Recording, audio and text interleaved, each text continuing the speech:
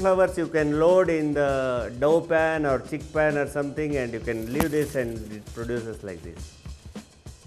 You can use these spring flowers for many other routines.